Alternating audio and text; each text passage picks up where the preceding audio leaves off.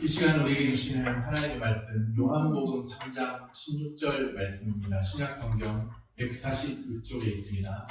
우리 같이 읽겠습니다. 하나님이 세상을 이처럼 사랑하사 독생자를 주셨으니 이는 그를 믿는 자마다 멸망하지 않고 영생을 얻게 하려 하심이라. 아멘.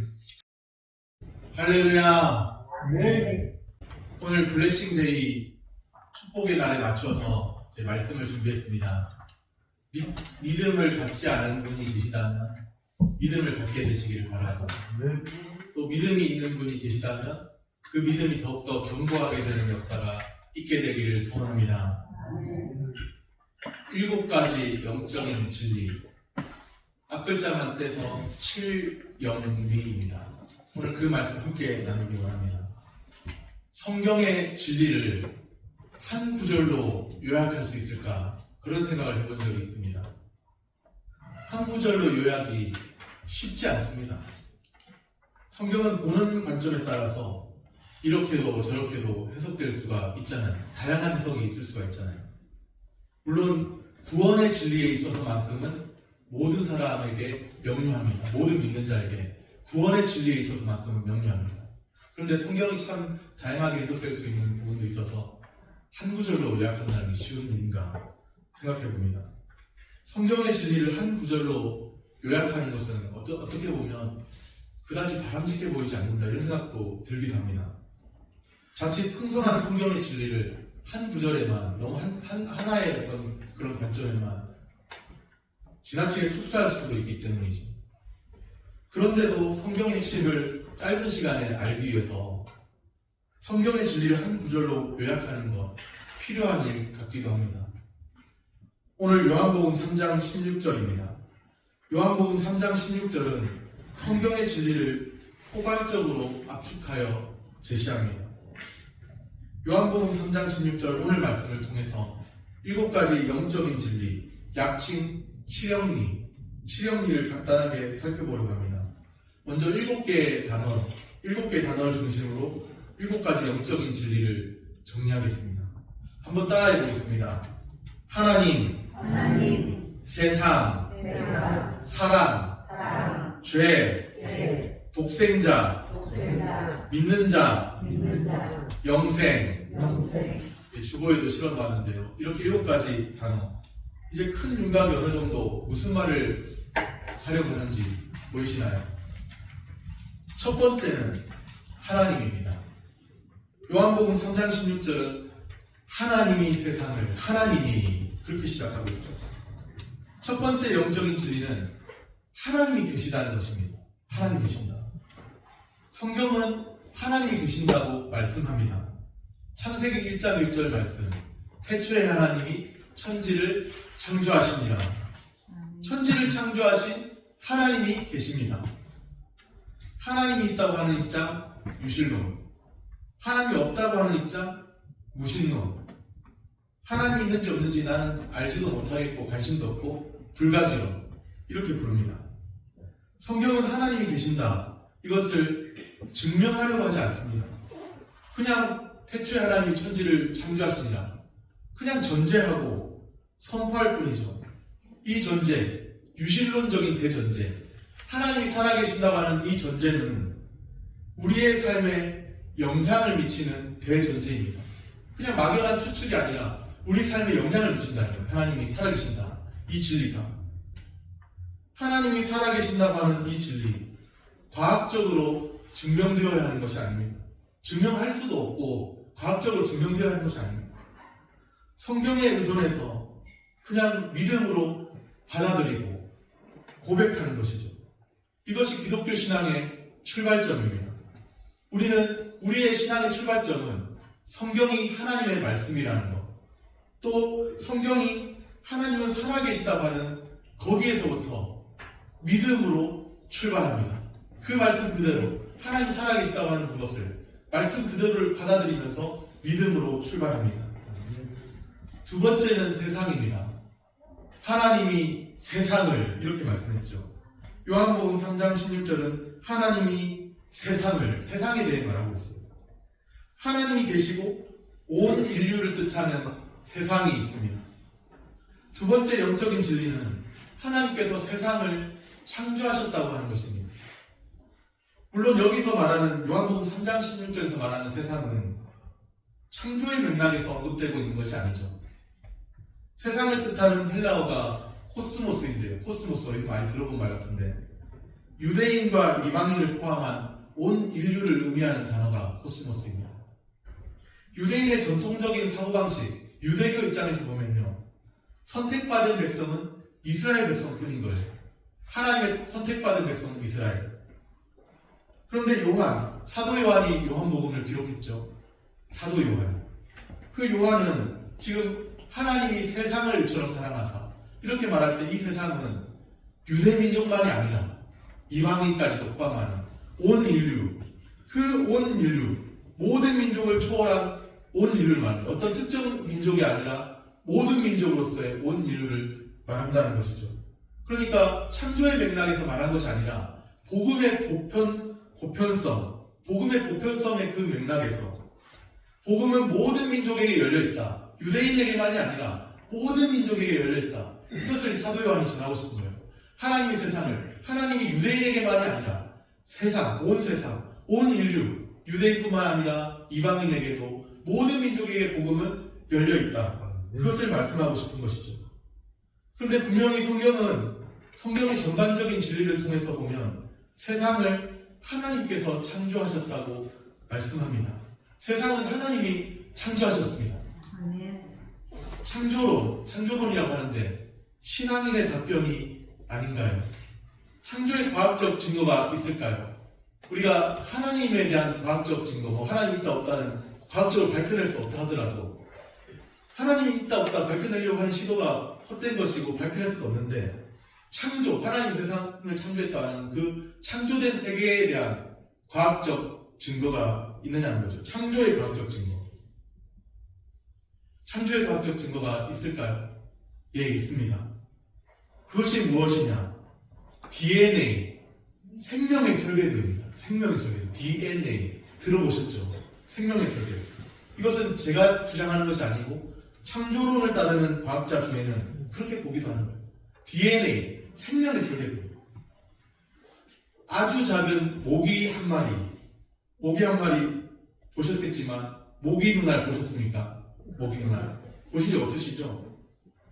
그런데 그 아주 작은 모기 한 마리조차도 생명체이기 때문에 아주 복잡하게 구성되어 있습니다. 모기 눈알 여기에 현미경을 보신 분 아무도 없으시죠? 저는 사진을 봤습니다. 현미경을 안 봤고 사진을. 모기 눈알 사진을 본 적이 있는데요. 그 모기 눈알, 작은 모기의 그 모기 안에 있는 눈알, 그 작은 모기 눈알도요. 현미경을 찍어놓은 사진을 보면요. 굉장히 정교해요. 확대해서 보면 굉장히 정교하다는 거예요. 아니 어떻게 이렇게 정교한 모기 눈알이 있을 수가 있는가 이렇게 생각될 정도라는 거죠. 굉장히 정교합니다. 하물며 모기보다 더 덩치도 크고 모기보다 더 정교한 것이 인간이 아니겠습니까? 아무리 단순해 보이는 사람도 옆에 잠깐 보세요. 단순해 보이는 사람 누가 있는지. 아무리 단순해 보이는 사람도요. 너무나 정교하게 하나님이 창조하셨습니다. 복잡한 DNA 구조를 가지고 있다는 생명의 설계도. DNA가 뭐냐? 생명의 설계도거든요. 복잡한 DNA 구조를 가지고 있다는 거예요. 시편 139편 14절에 보면 이런 말씀이 있습니다. 내가 주께 감사하오는 나를 지으심이 심히 기묘하심이라. 예전에 한글대역 성경에 보니까 나를 지으심이 신묘막측하심이라.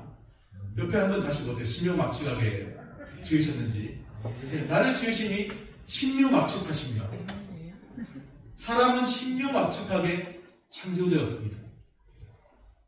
아무리 단순해 보이는 사람도 그렇다는 것이죠. 세 번째는 사랑입니다. 창조된 사람을 하나님이 사랑하십니다. 요한복음 3장 16절에 보면 하나님이 세상을 이처럼 뭐하사? 사랑하사. 그렇죠. 사랑하사. 세 번째 영적인 진리는 쏟아부어진 하나님의 사랑이 있다는 것이죠. 온 인류를 향해 쏟아부어진 하나님의 사랑이 있습니다. 이때 말하는 온 인류는 모든 민족이에요. 유대인만이 아니라 모든 민족. 유대인을 초월한, 유대인과 이방인을 포함하는 모든 민족, 온 인류를 향해 쏟아부어진 하나님의 사랑이 있습니다. 하나님이 택정하신 속죄의 대상들이 있다는 거예요. 온 인류에 속하는 하나님이 택정하신 속죄의 대상들이 있습니다. 왜 하나님이 사람을 사랑하실까요? 하나님께서 우리 각 사람을 하나님의 형상대로 창조하셨습니다. 기독교 인간학의 핵심, 하나님의 형상입니다. 우주 만물 중 사람만이 하나님의 형상대로 창조되었죠. 다른 모든 것은 6일 동안에 빛이 있으라 하심에 있었고 그대로 됩니다. 다른 모든 것들은 그냥 하나님 말씀하셔서 말씀으로 창조하셨는데 사람만큼은 흙으로 빚으시고 그 코에 생기를 불어넣으시니 생명이 된지라. 그리고 하나님의 형상대로 창조하셨죠. 저는 이 말씀을 생각할 때마다 좀 아픈 기억이 있는데요. 예전에 제가 한참 방황할 때, 저도 정신적으로 방황할 때 있지 않았겠습니까? 제가 사춘기는 경험하지 않은 것 같아요. 그냥 지나간 것 같아요. 부모님 속 안 썩이고. 그런데 영적 사춘기를 경험한 때가 있었습니다. 정신적으로 방황할 때. 그때 하필 어떤 산업체에서 일을 했는데 어떤 누님이 오셔가지고 저한테 묻는 거예요. 제가 그때 고신대를 다닌다는 거 아니까, 기독교 교육을 다닌다는 거 아니까 물은 거예요. 아, 성우가 하나님이 흙으로 사람을 창조하셨어? 저는 그때 본성을 다 대답했죠. 제 자신도 힘들어 죽겠는데 이렇게 하고 말았어요. 그리고 나서 한참 있다가 나중에 제대하고 나서 그 산업체를 졸업하고 나서 보니까 참 미안한 생각이 드는 거예요. 왜냐하면 제가 알고 있는 진리는 하나님이 사람을 흙으로 지으셨지만 그 코에 생기를 불어넣으셔서 생명이 되었고 단순히 흙으로만 돌아가 버릴 존재는 아니거든요. 인생이 무상하다 이런 말 하는데 조심해야 합니다. 왜냐하면 인생이 무상하다는 그 말 속에는요 더덥다 이런 논리가 숨어 있는데 그거는 마치 세상 사람들이 말하는 것처럼 기가 모였다가 흩어지고 뭐 그런 존재 인간이 기가 모이면 살아있고 기가 흩어지면 죽는 거고 그런 존재 뭐 노장에서 그렇게 이야기하죠. 또 어떤 사람들은 인간이 생성, 소멸을 반복하면서 영원히 끝없는 생성, 소멸을 반복하는데 마치 인간은 파도가 한번 착 밀었다가 갑자기 물거품이 사라진 것 같이 인간은 그런 존재. 그래서 더덥다고 말하는 겁니다. 그런데 그렇게 보는 게 아니에요. 불자라면 그렇게 볼 수가 있죠. 파도와 같이 관할지니라. 일체유의법, 영홍환포형, 여로염려전, 응장여시관. 마치 그냥 일체 모든 법은, 현상계의 모든 법은 그냥 그 물거품 같고 파도 같고 그림자 같고 환영 같고 뭐 번개 한번 친 같고 벼락이 한번 친 같고 뭐 이런 식으로 이슬과 같고 이런 식으로 보라는 거예요. 그게 금강경에 있는 내용입니다. 일체유의법, 영홍환포형, 여로염려전, 응장여시관. 도장이든 뭐 그거는 다 보면요 다 무슨 쓸데없는 소리예요. 무슨 말이냐면 한마디로 흙에서 취함을 입었고 흙으로 돌아가 버릴 존재라 그런 말입니다. 기가 뭐 모였다 흩어지든 생성 소멸을 반복하든 흙에서 와서 흙으로 돌아가 버릴 존재랑 똑같은 거예요. 그런 거랑 다른 것 같이 보라는 거예요. 그런데요 사실은 그게 아니에요. 하나님께서 사람을 흙으로 빚으시고 그 코에 생기를 불어넣으시니 생명이 된지라. 하나님의 형상대로 창조하셨다는 겁니다. 사람은 그 흙과 같은 존재가 아니고 흙으로 돌아가 버리지만 그러나 하나님을 떠난 사람에게 인생이 무상한 것이지 하나님을 믿는 사람에게는 믿는 그 시점부터 죽는 그 시점도 영광이고 의미 있는 거예요. 하나님에게서 의미가 있는 겁니다. 하나님을 믿는 그 믿음에게서 의미 있는 겁니다. 왜냐하면 창조주가 인간을 창조하셨기 때문에 창조주의 그 창조의 목적대로 살 때 창조주의 그 목적대로 살 때 인간은 행복할 수밖에 없는 거예요. 이 물은 이렇게 마셔질 때 행복한 겁니다. 이 컵에 있는 담겨 있는 물은 자기 목적을 다할 때. 그런데 그걸 모르니까 그냥 덧없다 하는 거죠. 하나님 없으면 덧없는 겁니다. 하나님이 질서를 부여하셨잖아요. 하나님이 존재의 의미를 부여하셨잖아요. 하나님이 선악을 부여하셨잖아요. 하나님이 윤리를 부여하셨고요.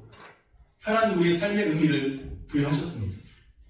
하나님을 떠나서는 존재의 의미도 삶의 의미도 선악도 다 없는 거예요. 사회계약으로 설명하긴 하겠지만 그것이 무슨 힘이 있겠습니까? 사회적 합의로 선악의 그걸 설명하는 것이. 하나님 절대자로부터 나오지 않으면 의미 없는 겁니다. 그런데 하나님의 형상대로 인간을 창조하셨습니다.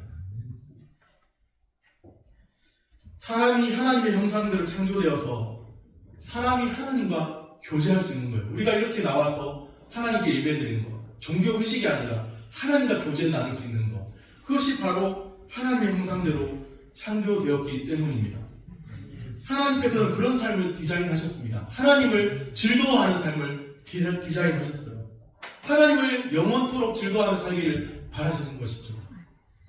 오늘 우리에게 쏟아부어진 하나님의 사랑이 있습니다. 그 사랑, 하나님의 사랑을 발견하시기를 바랍니다. 하나님을 즐거워하시기를 바랍니다. 그런데 왜 사람은 하나님의 사랑을 알지 못할까요?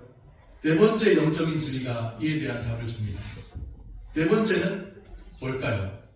죄, 멸망입니다. 죄입니다. 네 번째 영적인 진리는 죄는 감추어져 있습니다. 오늘 말씀 안에서. 오늘 말씀에 죄라는 단어가 없잖아요. 하나님이 세상을 이처럼 사랑하사 독생자를 주셨으니 이는 그를 믿는 자마다 멸망하지 않고 영생을 얻게 하려 하심이라. 여기 죄 없죠. 죄라는 단어.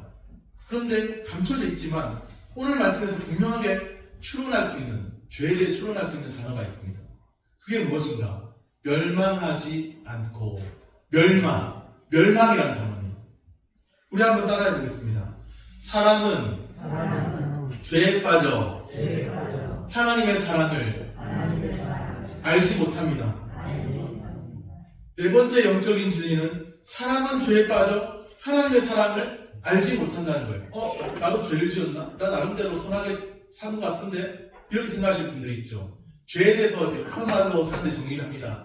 어떻게 이야기하냐면 죄는 불법이다. 성경에 있는 표현대로 죄는 불법이다. 죄는 불순종이다. 하나님의 법을 순종하면 부족한 것이나 또는 어기는 것이다. 어떤 사람은 원어를 가지고 헬라어 히브리어 그런 원어를 가지고서 하마르티아 관역을 쏘았는데 딱 이렇게 정중앙을 맞추지 못하고 벗어나거나 비껴나거나 여러 가지 설명합니다. 근데 다 떼고 아주 쉽게 죄가 무엇인가? 하나님 말씀을 벗어나서 하나님이 기뻐하시지 않는 생각, 말, 행동입니다. 이거는 유초등부 아이들에게도 하는 이야기예요. 죄가 무엇이냐 했을 때 여러 가지 말을 하죠. 도적질하는 거예요, 살인하는 거예요. 그게 아니라 하나님이 기뻐하시지 않는 생각, 말, 행동이야. 하나님이 기뻐하시지 않는 생각, 말, 행동이야. 하나님 말씀을 벗어나 있는 거예요. 하나님 말씀을 벗어나서 하나님 기뻐하시지 않는 생각, 하나님 기뻐하시지 않는 말, 행동. 이게 바로 죄야. 그렇다면 너는 하나님의 말씀을 벗어나 본 적이 없니? 이렇게 묻는 거죠. 죄는 하나님의 말씀을 벗어나 있는 모든 것인데 하나님의 말씀을 벗어난 생각, 말, 행동입니다. 어떤 사람은 행동으로 범죄하고 어떤 사람은 입술로 범죄하고 어떤 사람은 생각으로 범죄하고 하나님 말씀을 벗어나 있는 생각을 할 때가 있고 하나님 말씀을 벗어나 있는 말을 할 때가 있고 하나님 말씀을 벗어나 있는 행동을 할 때가 있습니다. 죄의 결과가 또 있습니다. 죄의 결과는 멸망입니다. 오늘 말씀에서 보는 것처럼 멸망. 죽음입니다. 왜 멸망이 맞겠어요? 하나님이 보시기에 심히 좋았다고 하는 세상인데 왜 멸망이 맞겠습니까? 왜 죽음이 맞겠습니까? 그것은 바로 죄의 결과라는 거예요. 죄의 결과. 아담의 죄의 결과. 그리고 우리의 죄의 결과. 하나님께서는 사람을 하나님과 사귀며 살도록 창조하셨죠. 하나님 보시기에 심히 좋은 세상이었고 하나님과 사귀며 살도록 창조하셨습니다. 하나님을 즐거워하는 삶입니다. 그런데 죄로 인해서 우리에게 낯선 침입자가 온 거예요. 고통이, 죽음이 온 거예요. 죄로 인해서. 고통도 죽음도 그렇게 찾아왔습니다. 진노하시는 하나님의 손길 안에 있는 죄인들입니다.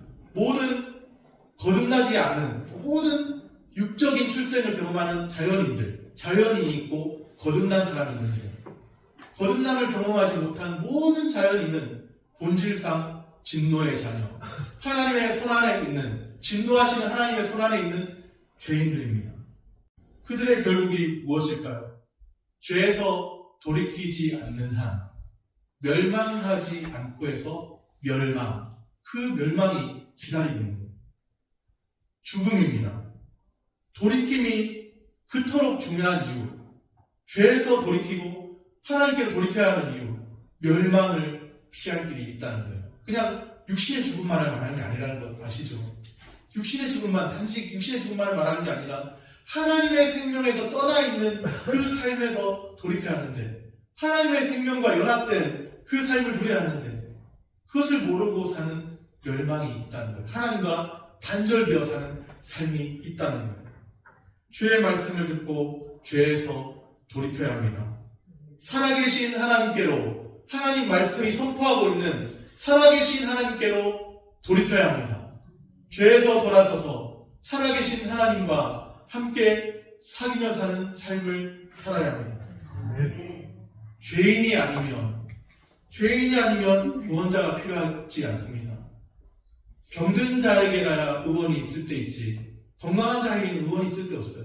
스스로를 건강하다고 생각하는 사람에게는 의원이 필요치 않습니다. 나 건강한 사람이야. 그렇게 생각하면 뭐 때문에 병원 갑니까? 건강한데. 그런데 병든 사람에게라야 의원이 필요합니다. 치료하시는 하나님이 필요하고, 고치시는 하나님이 필요하고, 우리의 구원자가 필요한 겁니다. 구원자 예수 그리스도는 죄인의 구주가 되십니다. 스스로 건강하다가는 나는 저 세리와 같지 않고, 나는 일주일에 2번씩 금식하고 11조 생활도 하고 나는 그렇습니다 했던 바리새인 서기관, 성경에 나오는 그 사람들은요, 예수님께서 화 있을지어다 바리새인과 서기관들이요, 그렇게 말씀하셨어요. 자기 스스로 의롭다고 생각했거든요. 그런데 하나님 앞에 울며 통곡했던 세리와 창기 같은 사람들, 그 당시에도 천대받았던 그 사람들은요, 주님 앞에 나올 때 구원을 받습니다. 예수 그리스도는 죄인의 구주가 되십니다. 죄인이기에 구원자가 절대적으로 필요한 것이죠. 무능한 자에게 절대자가 필요한 것이고, 무력한 자에게 절대자가 필요한 것이고, 나 스스로 잘할 수 있다고 생각하는 사람은 필요 없는 거예요. 하나님 떠나서도 얼마든지 잘할 수 있다고 생각하는 사람은 하나님 필요치 않은 겁니다. 하나님이 절대로 필요합니다. 내 삶에 하나님이 꼭 필요합니다. 이렇게 믿는 사람에게 죄인의 구주가 예수님은 되어주십니다. 하나님이 사람을 사랑하셨죠. 하나님이 사람을 사랑하셨는데, 하나님의 세상을 이처럼 사랑하셨대요. 이처럼 사랑한 게 무엇인지 우리는 알아야 하죠. 이처럼 사랑하신 사랑, 어떤 사랑인 것 같습니까? 이처럼이 무슨 말일까요? 그 뒤에 이어지는 구절을 보시면 압니다. 이어지는 말씀을 보면, 하나님이 세상을 이처럼 사랑하사 누구를 주셨으니? 독생자를 주셨으니. 이처럼 사랑하신 것은 독생자를 주신 사랑이에요. 독생자를 내어주신 사랑. 5번째는 독생자입니다. 5번째 영적인 진리는 하나님의 독생자를 내어주셨다는 거예요. 하나님의 독생자를 내어주신 사랑, 사랑의 확증입니다. 사랑의 확증. 우리는 때때로 예수 믿는 믿음의 가치가 어딨냐면서, 예수 믿었는데도 인생 잘 안 풀리더라면서 도망가기도 하잖아요. 그런 사람 여러 번 말씀했잖아요. 교회사역 10몇 년 하면서도요, 여러 사람이 예수 믿는데 안 풀린다고, 팔자가 안 풀린다고 잠깐 등록했다고 도망가더라고요. 그런데요, 예수 믿음의 가치는 거기에 있는 게 아닙니다. 하나님이 세상을 이처럼 사랑하사 독생자를 주셨으니, 우리가 죄인 되었을 때, 아직 원수 되었을 때, 우리가 연약할 때 하나님께서 자기의 사랑을 확증하셨느니라. 하나님께서 확증하신 이 사랑에 가치가 있는 거예요. 이 사랑에. 예수 믿는 기독교 신앙의 가치는 여기에 있습니다. 예수 믿고 났더니 팔자 고쳤더라 이런 거 아니에요. 예수 믿었더니 어려움이 사라지더라 이런 게 아닙니다. 예수 믿는 사람이 어려움 똑같이 찾아오고 몸이 아플 때도 있고 마음 아플 때도 있어요. 그렇지만 내가 사망의 음침한 골짜기를 걸을지라도 해를 두려워하지 않을 것은 주께서 나와 함께 하시니라. 모든 것을 이길 수 있는 힘이 주어진다는 거예요. 놀랍게도 하나님의 사랑을 붙들고, 하나님의 사랑, 하나님이 우리를 위해서 독생자를 내어주신 그 사랑 앞에서 우리가 무너지지 않는다면 우리를 변화시킬 것이 아무것도 없다는 것을 분명히 아셔야 합니다.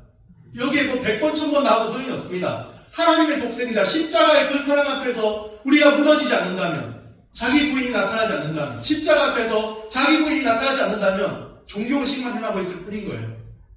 십자가와 그 사랑 앞에서 자기 부인이 나타나야 하는 겁니다. 누구든지 나를 따라오려거든 자기를 부인하고 자기 십자가를 지고 나를 따를 것입니다. 예수님이 말씀하셨죠. 십자가 그 사랑 앞에서 내가 무너지지 않으면, 인간의 자아가 무너지지 않으면 아무 소용없는 겁니다. 육신의 자아는 무너지고 영적인 새로운 자아로 거듭나야 하는 거예요. 거듭남, 위로부터 다시 나야 하는 거예요. 하나님의 사랑, 사랑의 확증, 내가 죄인 되었을 때, 내가 아직 연약할 때, 죄인 되었을 때, 심지어 하나님과 원수 관계일 때, 죄를 먹고 마실 때 하나님이 나를 사랑하셔서 그 예수 그리스도를 보내셔서 나를 대신하셨다고 하는 것, 그것을 기억하시기를 바랍니다. 독생자를 내어줬다고 하는데 독생자는요, 독특한 칭호입니다. 독특한 아주 특별한 칭호예요. 하나님의 아들 예수 그리스도를 뜻하는 말인 거예요. 하나님의 아들 예수 그리스도를 뜻하는 말. 하나님에게서 나온 하나님의 아들, 하나님에서 나온 하나님, 영원히 하나님에서 나온 하나님의 아들, 독특한 칭호인 거예요. 하나님과 동일하신 분, 독특한 칭호인 거예요. 하나님에서 나온 하나님의 아들이기 때문에, 동일하신 분이기 때문에 우리를 구원하실 능력이 있는 거예요. 하나님에서 나오지 않았다면 필요가 없는 겁니다. 하나님이 보내신 선지자하고 구약이 있었습니다. 그러나 그들은 사람을 구원하지 못해요. 영원히 하나님에서 나오는 하나님의 아들, 하나님과 동일하신 분, 그분이 독생자예요. 그런데 건방지게도 전 모모 목사가 나의 독생자 전 무슨 전도사에게 내 뭐 어떻게 하고 건방지게 하나님 독생자라고 자기 아들을 천천만만, 저는 그분한테 감정 없지만 그 사람이 하는 동영상 몇 개 봤는데요, 참 미친 소리 하더라고요. 나의 독생자 누구에게 하나님이 쓴다고, 하나님 나하고 자리를 바꾸자 이런 식으로 말하더라고요. 참 미친 사람이죠. 나는 하나님 내 목회하고 내가 하나님 자리에 앉아있을 테니까 내 것도 한번 알아보고 나도 한번 바꾸자 이런 이야기 하더라고요. 내가 그분한테 감정 없지만 그런 이야기 들을 때 미친 사람이구나, 쓰레기구나 이런 생각이 있습니다. 전 모모 목사가 자기 아들 향해서 내가 이거 유명한 사람이에요. 지금 무슨 당도 짓고, 근데 내가 정치 이야기 하려고 하는 게 아니고요, 독생자라는 용어 함부로 하는 거 아니에요. 독자라는 용어도 쉽지 않은 독생자라는 용어는요, 하나님의 아들에게 해당되는 독특한 칭호이고, 하나님의 아들에게 해당되는 독특한 칭호고, 하나님 그분에게서 나온 유일하신 참 하나님과 동일한 그분인 거예요. 영원한 하나님의 아들. 그렇기 때문에 우리를 구원하실 수가 있는 겁니다. 하나님의 아들 예수 그리스도를 뜻하는 말이 독생자예요. 그런데 그 아들을 우리를 위해서 그 가치로 내어주셨다는 거예요. 이제부터는 그 아들의 가치로 우리를 대하시겠다는 말입니다. 우리를 속죄하셨다는 것은, 그 아들로 우리를 속죄하셨다는 것은, 그 아들이 십자가 지기에서 속죄했다는 것은 그 아들의 그 가치로, 예수 그리스도의 십자가의 그 죽음의 그 가치로 우리를 대하시겠다는 말씀입니다. 선언입니다. 죄인을 구원하시기 위해 하나님께서 아주 비싼 대가를 치르셨습니다. 값없이 얻은 구원, 어떤 사람들은 말을 해요. 값없이 얻은 구원이라고. 그것은 인간 편에서, 우리 인간 편에서 할 수 있는 말인 것이고, 하나님 편에서 보면 자기의 영원한 하나님의 아들, 독생자를 나 같은 사람을 위해 내어주셨다는 사실입니다. 그 많은 사람이, 세상에 수많은 사람이 다 예수 믿는 거 아니잖아요. 그렇다면 나를 속죄하시기 위해서 나를 택하셔서 나를 부르셨는데, 그 아들의 대가로 나를 부르신 것인데, 그게 뭐 돈 1,000,000원 몇 억하고 바꿀 그런 일입니까? 로또 맞으면 하나님께 할렐루야하고 예수 그리스도의 십자가를 보면 아무런 감동이 없습니까? 인간 편에서는 값없이 얻은 구원이지만 하나님 편에서는 그 아들을 내어주셨습니다. 자기를 내어주신 것과 똑같은 거예요. 하나님께서 아브라함에게 내 독자 이삭을 바치라 하셨죠. 그때 독자 이삭을 바치려고 하니까 아브라함은 하나님 말이셨습니다. 그러면서 예비하신 양으로 대신하셨잖아요. 그런데 하나님께서 그 아들, 그 독생자 예수 그리스도를 내어주실 때는 아무도 말리는 사람도 없었고 말릴 수도 없었다는 사실이에요. 우리의 죄를 대신 담당하기 위해서 그분이 대신 죽으셨다는 사실입니다. 그리고 우리를 위하여 다시 살아나셨습니다. 이것이 기독교의 진리입니다. 이것을 포기하려면 떠나가세요. 이것을 포기할 것 같으면 돈 10억 1,000억을 바꾸고 떠나가세요. 그렇게 하란 말입니다. 영생의 말씀이 죽게 계시는데 우리가 어디로 가봅니까? 하나님의 아들 독생자 예수 그리스도, 그 앞에서 나를 대신하신 그 사람 앞에 무너지지 않는다면 예수 믿을 필요가 없는 거예요. 하나님의 아들 독생자 예수 그리스도, 그분과 동일하신 자기를 내어주셨는데 우리를 그렇게 바라보시는데 그 가치가, 그 예수 믿음의 가치가 그렇게 형편없어서 도망칩니까? 그 가치가 그렇게 아무런 쓸모없는 겁니까? 하나님의 독생자 예수 그리스도, 하나님 당신을 우리를 위해서 내어주신 거예요.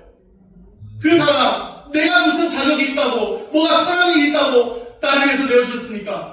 무자격자인 나를 그냥 사랑하셔서 그냥 내어주신 겁니다. 그냥 다만 왠지 모르겠는데 다만 사랑하심을 인해서 내어주셨습니다. 모든 사람이 예수 믿는 거 아니잖아요. 모든 사람 부르신 거 아니잖아요. 그 중에 번호를 부르셨습니다. 말로 다 할 수 없는 은혜죠. 하나님의 독생자를 아낌없이 내어주셨습니다. 여기 자기 자신 내놓으라면 내놓을 수 있는 사람이 있습니까? 없잖아요. 저도 마찬가지예요. 하나님의 독생자를 내어주셨습니다. 그 은혜를 남은 평생 소중히 간직하시기를 바랍니다. 여섯 번째는 믿는 자입니다. 요한복음 3장 16절이 말씀하죠. 이는 그를 믿는 자마다. 여섯 번째 영적인 진리는 이는 그를 믿는 자마다. 그를 믿어야 한다는 그를. 예수 그리스도를 믿어야 한다는 거예요. 예수 그리스도를 믿어야 한다. 여섯 번째 영적인 진리입니다. 다른 거 믿을 필요 없습니다. 다른 거 의지할 필요 없습니다. 예수 그리스도, 나를 대신하신 예수 그리스도, 십자가에 대신하신 예수 그리스도, 그분만 믿으면 됩니다. 이게 기독교의 복음이에요. 멸망을 피할 길이 있습니다. 멸망을 피할 길이 열려 있습니다. 멸망을 피할 길이 열려 있다는 거예요. 멸망하지 않고 멸망을 피할 길이 열려 있다는 거예요. 이제는 열린 길로 들어가야 합니다. 하나님의 아들이 오셔서 우리를 대신하여 십자가 지셨습니다. 이제 예수 그리스도를 믿어야 합니다. 예수님이 십자가 지셨지만 우리가 그분을 믿지 않으면 무슨 소용인 거예요? 성령님이 우리가 믿게 하는 것도 사실 알고 보면 성령님의 역사입니다. 성령님이 2000년 전에 그 십자가 사건을 우리 각 사람에게 적용시키시는 거예요. 믿음으로 주님을 붙들게 하십니다. 주님의 의와 긍휼을 보이시고 믿음으로 주님을 붙들게 하십니다. 너의 의로 살 수 없으니, 너의 힘으로 살 수 없으니 주님의 의와 긍휼, 완전하신 그리스도의 의와 긍휼을 붙들라고 말씀하십니다. 하나님의 아들이 오셔서 우리를 대신하여 십자가 지셨습니다. 이제 예수 그리스도를 믿어야 합니다. 나의 주인된 자리에서 내려와서 예수 그리스도를 나의 주, 나의 하나님이십니다. 의심하는 도마에게 부활하신 주님이 나타나셨을 때 도마가 그런 고백을 했죠. 나의 주, 나의 하나님이십니다. 의심하는 도마가 그런 고백을 했습니다. 나의 주, 나의 하나님이십니다. 예수 그리스도, 십자가에 못 박히신 예수 그리스도, 그분을 나의 주, 나의 하나님으로 모셔드려야 합니다. 예수님이 어떤 분이시고 어떤 일을 행하셨는지를 알아야 합니다. 쉽게 말하면 예수 그리스도의 십자가, 예수 그리스도의 부활입니다. 그리스도께서 우리를 대신하여 십자가에 죽으시고 우리를 위하여 다시 살아나신 것을 믿어야 합니다. 그러면 믿는다는 게 무엇을 뜻할까요? 요한복음 1장 12절 말씀입니다. 요한복음 1장 12절. 영접하는 자, 영접하는 자, 곧 그 이름을 믿는 자들에게는 하나님의 자녀가 되는 권세를 주셨으니. 믿는다는 게 무엇인가? 영접하는 자, 곧 그 이름을 믿는 자들에게는. 영접하는 자, 참빛, 각 사람에게 와서 비치는 빛이 있었는데 그 빛, 참빛 대신 예수 그리스도, 영접하는 자, 곧 그 이름을 믿는 자들에게 하나님의 자녀가 되는 권세를 주셨다고 말씀합니다. 우리는 개별적으로 예수 그리스도를 영접해야 합니다. 부부가, 내 아내가 믿으니까 쌍으로 천국 가는 거 아닙니다. 한 팀으로 천국 가는 거 아니에요. 그냥 각자 믿어야 돼요. 각자. 한 사람은 영생에 처할 수도 있고 한 사람은 영벌에 처할 수도 있습니다. 그런데 각자 믿어야 돼요. 남편이 믿었으니까 되겠지? 아닙니다. 어머니가 기도해주니까 되겠지? 아닙니다. 그냥 각자가 개별적으로 예수 그리스도 나의 주, 나의 하나님이십니다. 이런 고백이 나와야 하는 거예요.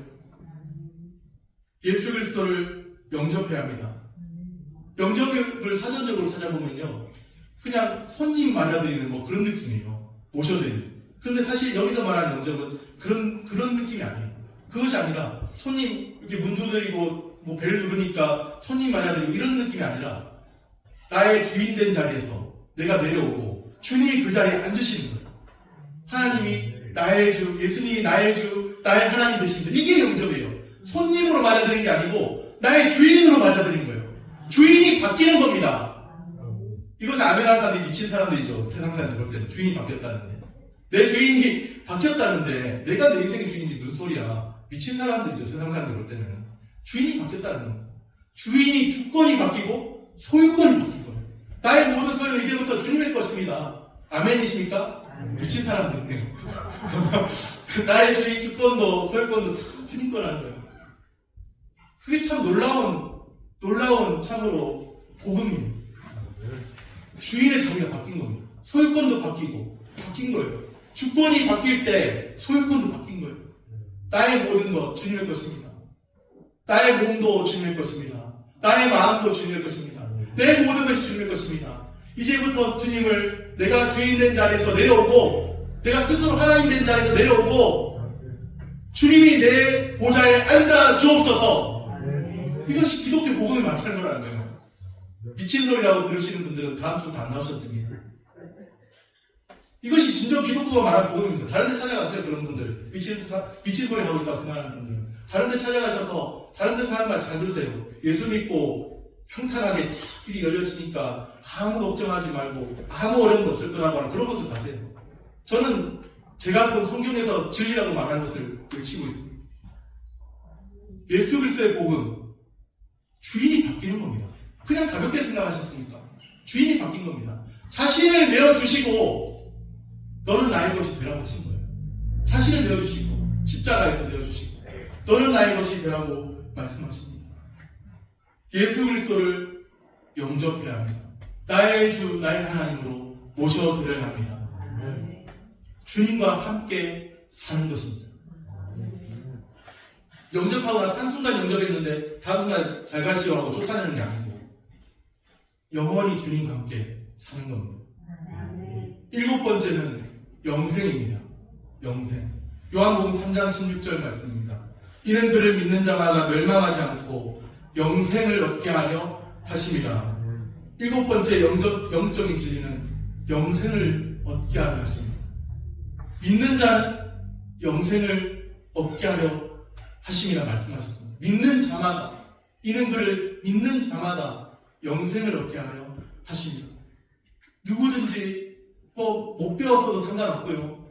좀 뭔가 몸이 불편해도 상관없고요. 누구든지 예수 그리스도를 믿는 자마다 영생을 얻게 하려 하심이라 말씀하셨습니다. 돈이 없어도 괜찮고 힘이 없어도 괜찮고 예수 그리스도를 주인으로 모셔드리면 됩니다. 믿는 자는 영생을 얻습니다. 영생이 무엇일까요? 영원히 오래 사는 거예요. 지시함처럼 불로장생 그거 구하시겠습니까? 불로장생약 신약이 개발된다면 그런 거 찾아서 먹고 마시고 좀 그렇게 하시겠습니까? 그런 거 말하는 게 아닙니다. 문자적으로는 영원히 사는 거죠. 문자적으로는 영생이라는 뜻이. 그런데 영생에 대한 정확한 정의는요. 요한복음 17장 3절 말씀입니다. 영생은 곧 유일하신 참 하나님과 그가 보내신 자 예수 그리스도를 아는 것입니다. 요한복음 17장 3절. 영생은 곧 유일하신 참 하나님과 그가 보내신 자 예수 그리스도를 아는 것입니다. 이게 영생입니다. 이게 예수님이 그렇게 분명하게 말씀하셨습니다. 유일하신 참 하나님을 알고 그가 보내신 자 예수 그리스도를 알고. 여기서 안다는 거 머리로 아는 게 아니죠. 지식적으로 예수 아는 사람 얼마든지 많이 있고 사기치는 사람도 많습니다. 지식적으로 알고 사기치는 예수 믿는 사람도 있더라고요. 그래서 더 실망하는 사람도 있고 어떻게 예수 믿는 자가 저럴 수 있는가. 그런데 예수님이 말씀하신 영생은 머리로 아는 건 아닙니다. 머리로 보면 분명히 포함되겠죠. 그렇지만 머리로 아는 것만은 아니에요. 친밀한 알민 거예요. 한 지붕 안에서 같이 부부가 살아가듯이 친밀하게 그렇게 아는 거. 한순간 모셔들다가 쫓아내는 손님 맞이하듯이 하는 게 아니고 영원히 나의 주, 나의 하나님으로 모시면서 친밀하게 그분을 아는 것. 그런 삶. 그런 삶이 있다고 성경은 말씀합니다. 조회죠, 조회. 헬라어로 보면 조회. 신적인 생명인 거예요, 신적인 생명. 그런 생명에 참여하라고 말씀하시는 겁니다. 그런 생명에 우리 한 사람 한 사람을 참여하라고 말씀하십니다. 유일하신 참 하나님, 예수 그리스도를 친밀하게 아는 삶, 하나님과 감히 표현하기에 성경에도 그런 표현이 있는데 하나님과 사귀며 사는 삶입니다. 하나님과의 사귐, 하나님과의 사귐. 영생이 그런 거예요.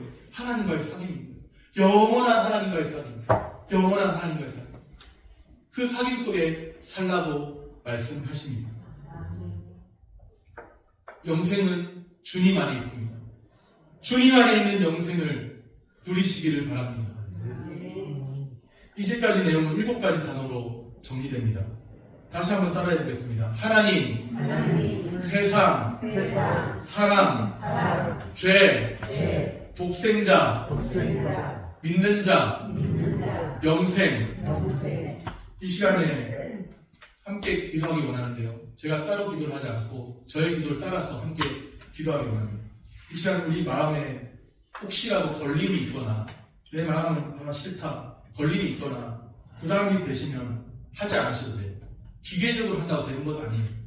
반복적으로 기계적으로 한다고 되는 게 아니고 진실로 내 마음이 하나님의 아들 예수 그리스도를 주님으로 나의 보좌에 모셔드리기 원합니다. 그런 사람만 하시면 되는 거예요. 진실로. 하나님은 다 아시죠. 그냥 똑같이 따라한다고 되는 게 아니라 나의 중심으로 하나님을 향한 고백으로 해야 합니다. 이 시간 마음에 걸림이 없으신 분들만, 부담되지 않는 분들만 영접 기도를 저를 따라서 영접 기도를 하겠습니다. 그것으로 기도를 대체하겠습니다. 억지로 하지 마시고, 부디 억지로 하지 마시고 자발적으로, 인격적으로 하시길 바랍니다. 기계적으로 억지로 한다고 소용없는 거예요. 내 마음에 감동이 있어서 인격적으로, 자발적으로 하셔야 됩니다. 저를 따라서 기도하겠습니다. 두 손 모으고, 왜냐하면 이 마음을 모은다는, 마음을 합한다는 그런 의미로, 마음을 다한다는 그런 의미로 두 손을 모으고 하나님께 집중하는 마음으로 두 손 모으고 눈 감고 우리가 하나님께만 집중한다는 의미로 저를 따라서 기도하겠습니다. 하나님 아버지, 나는 죄인입니다. 예수님이 나를 위해 대신 죽으시고 다시 사심을 믿습니다. 예수님, 나의 마음속에 들어오셔서 나의 구주와 주님 되어 주옵소서. 예수님 이름으로 기도합니다. 아멘.